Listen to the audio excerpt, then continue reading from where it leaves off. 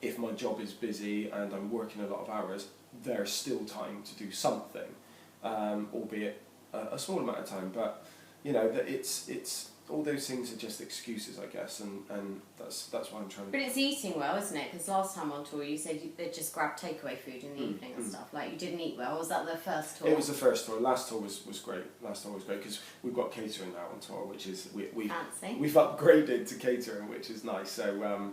But you've got to eat well to go along with the fitness, right?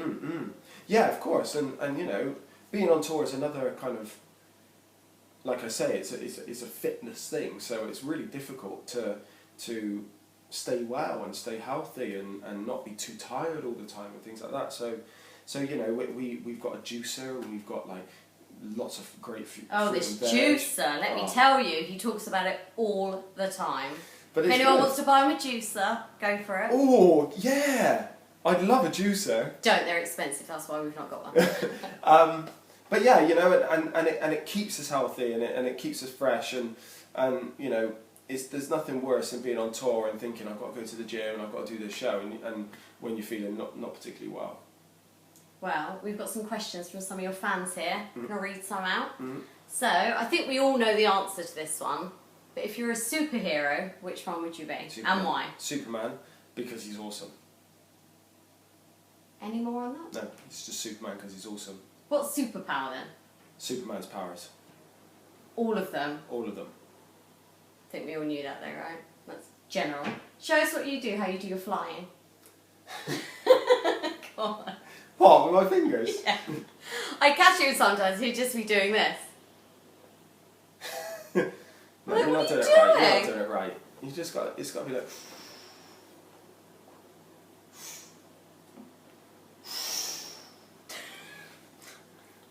So if you see him bored on stage doing that, you know what he's doing. Okay, what were the other questions? I can't believe you said that. Let me look at my bit of paper here. Okay. Oh, so what inspired you to do singing, dancing, entertaining?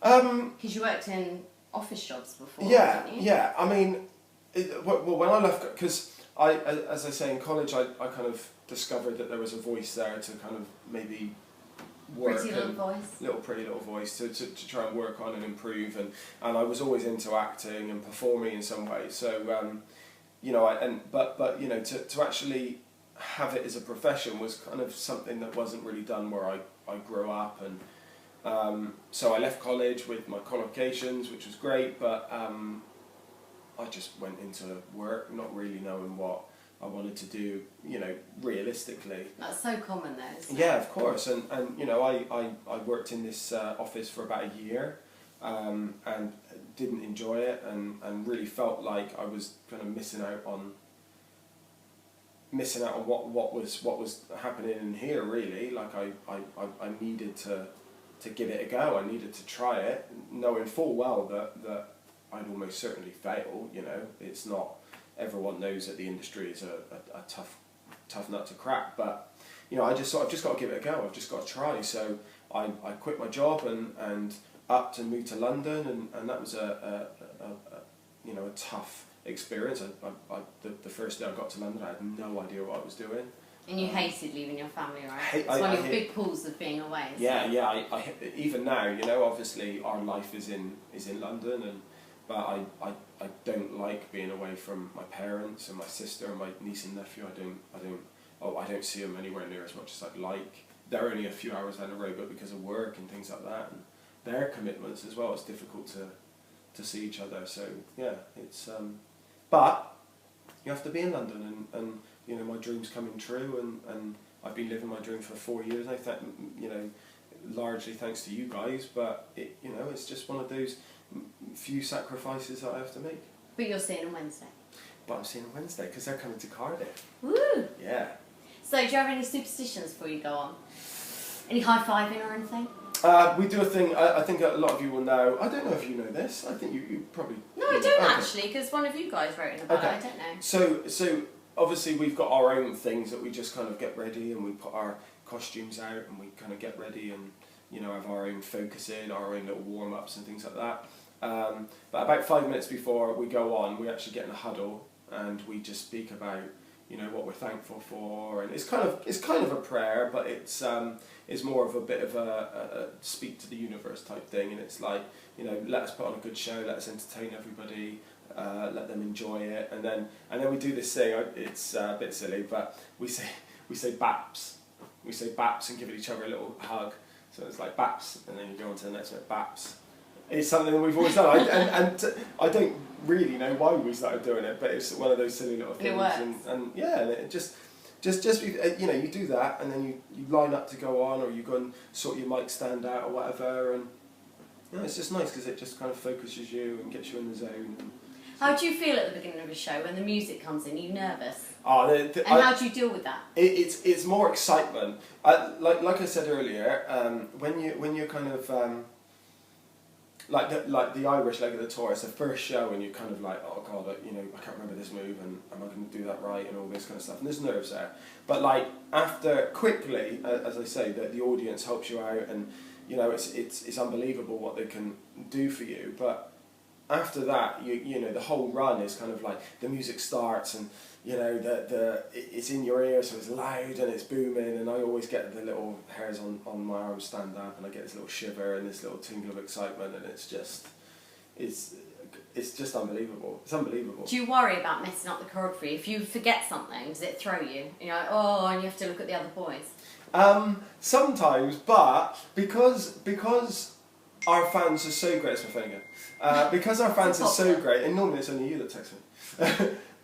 Because our fans are so great, if you mess up, they I think they're quite kind of lenient on us. Forgiving. Yeah, because we just have a laugh. If I mess up, like say if I mess up, Darren will not let me get away with it, and he'll laugh at me, and I'll look up at him, and he'll just be like crying with laughter. But like that just adds to it. We just have a laugh, and there's no airs and graces about the show. We just have a great time, and because of that, everybody else does in the room, and we just have a good party together. Have you got any charity gigs, like the football one or anything like that coming up? There's a few other football games coming up, which are always great. They're, as you know, like I'm just shattered. I've never seen one.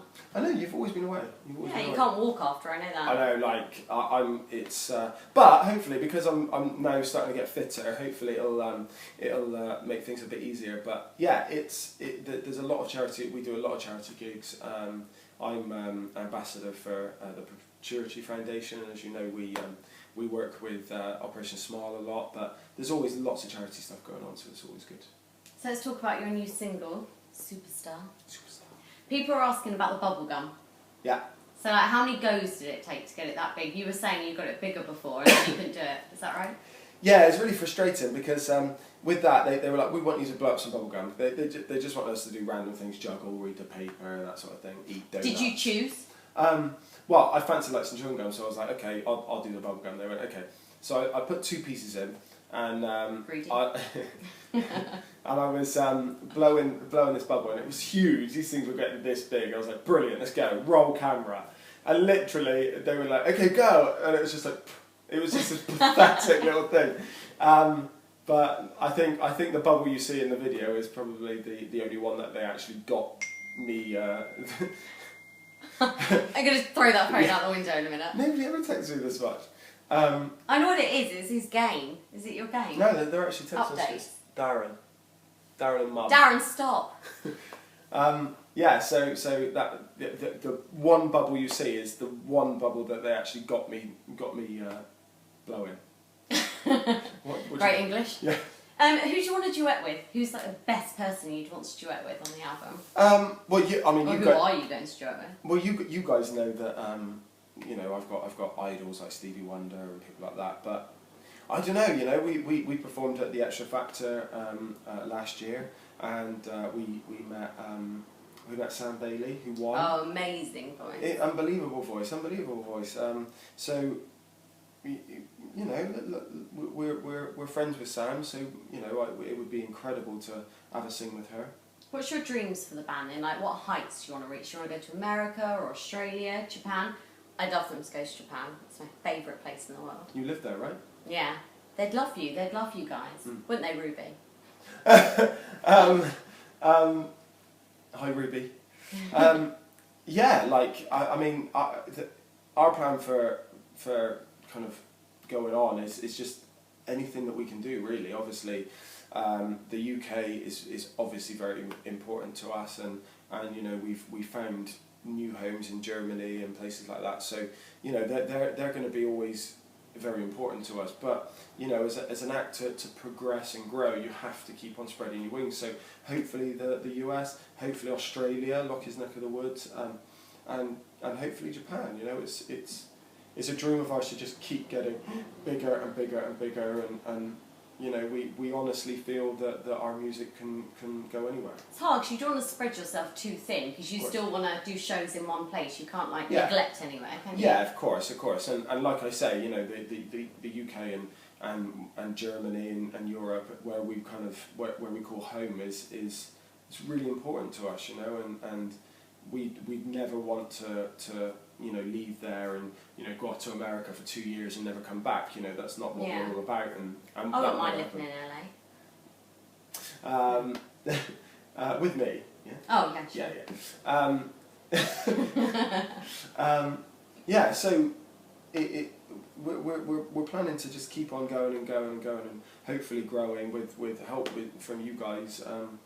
And we'll just see what happens. Fingers crossed. Yeah, you've sent some great questions in. One of them, what was your first cassette? Because it would have been cassette. What was it that you bought?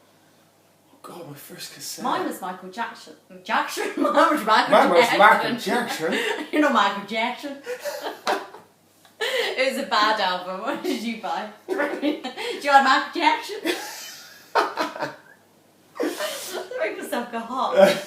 Sweaty lip. Well, Michael Jackson, I didn't even put it. Dangerous was one of my first ones, but that was actually a CD. That wasn't first though, No, but that was a CD. I don't know which one was first. In fact, it was Michael Jackson, because I can remember the Epic logo on it. And it probably was bad.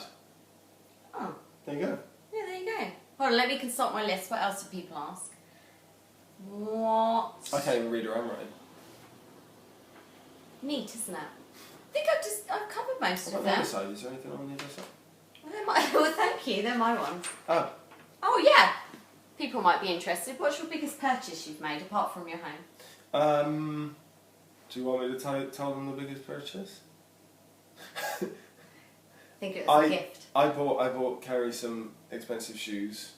Louboutins. That made me go a bit giddy. You know, the red sole. Half of these people are just like bothered. They're very pretty. Yeah, and funny enough, I got that. I bought those in Cork on the first night of the last tour. So nice. And then I had to carry them around for the entire tour, which wasn't fun. But yeah. Let's not take away from the nice gift. But I've been getting into trainers. I bought myself a couple of pairs of trainers, and I'm intending to buy myself some more. So Darren, beware! I'm gonna overtake you on the trainer front. What were those ones you bought in Miami that we had to keep going back to look at? Nike Air 180s. See, like, I don't know what they are. Yeah, but wait, they're like half the price in America than they are here. Alright then. Okay, I've done a quick fire round. Oh. Ready? Oh God, alright. Right, so pick one or the other. Right, ready? Right, so it's 50-50. It's like this is a multi-choice thing. Yeah, it's like... Yeah, you'll see. Okay. Eat or gym? Eat. It's quick fire. Oh God. We'll be here all day. Okay. Let's start again. Eat or gym? Eat. Dexter or Grey's Anatomy? Dexter. Singing or Xbox? Singing. Soup or a roast? Oh, roast. Soup. It's the wrong answer. Trainers or slippers? Trainers. Who do you love more, me or your mum? I'm joking, Lynn. It's you. Bristol or London? Bristol. Reading or TV? TV. Washing up or hoovering? Hoovering. Good to know. Tea or beer?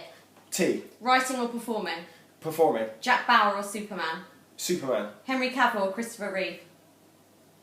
Henry Cavill. Yeah. Oh, because he met him. Yeah, we're best Last mates. one, cooking or takeaway? Takeaway. Oh yeah, come on, up top. Come on, babe. Come on. You need one to. Yeah. We've Yeah. never high-fived ever, Yeah. so I don't Just know why need you've done it something now. like that. Thanks so much for watching today. Thank you. Thank you darling. very much. Thanks, babe. Hope you've enjoyed it. If you have, we can do this again and keep sending your questions in. Yeah, let's do this again. This is nice. Alright, maybe next time he'll turn his phone off. Can I watch The Good Wife now? Alright. Thanks. Bye. See you later.